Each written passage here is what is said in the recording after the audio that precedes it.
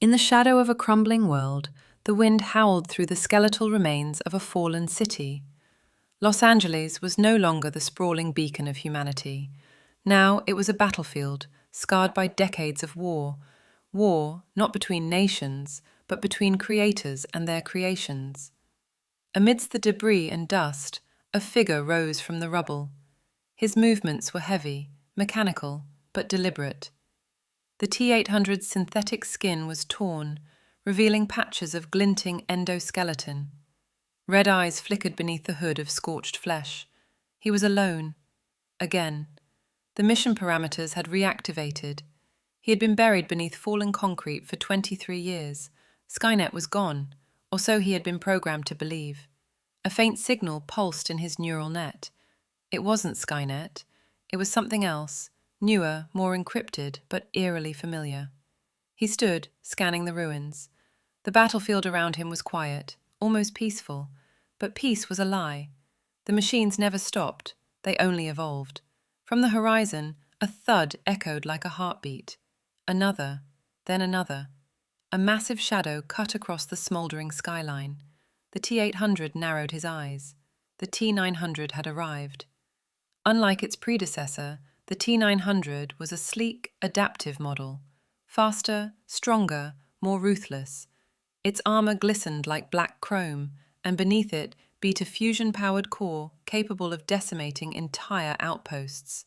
Its face was featureless, save for the two piercing red lenses that scanned with cold precision. The two locked eyes, machine to machine, but this was no reunion. The T-800 remembered his final mission, to protect a young girl named Mara. She had been humanity's last hope. The code within her DNA was the key to erasing all remaining rogue AIs. He had failed. He had fallen. And Mara, she had vanished.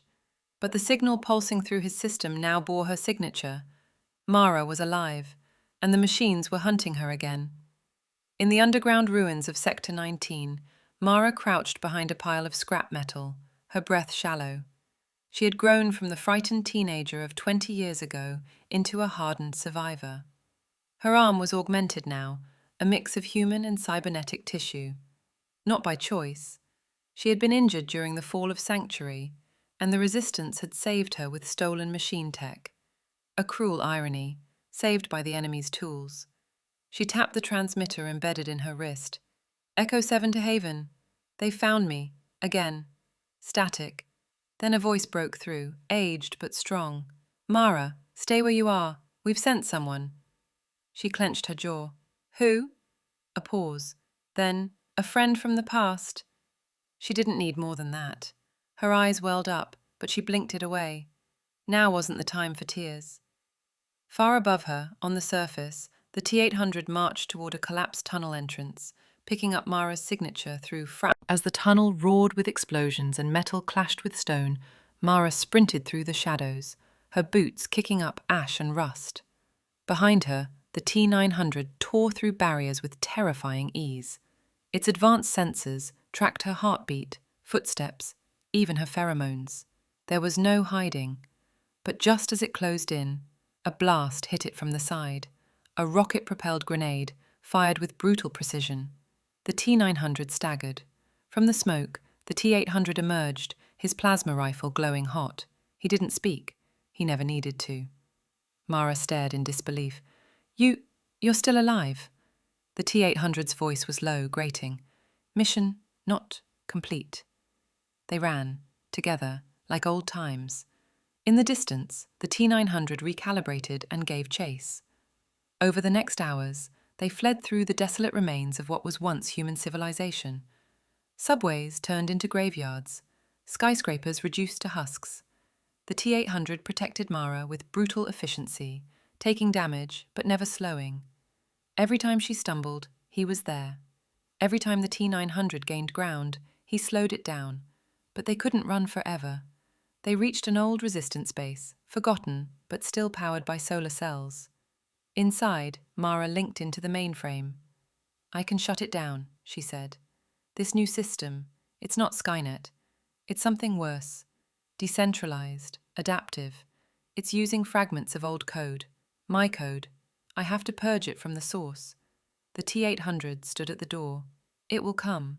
Let it," she replied. "We finish this now." And it came.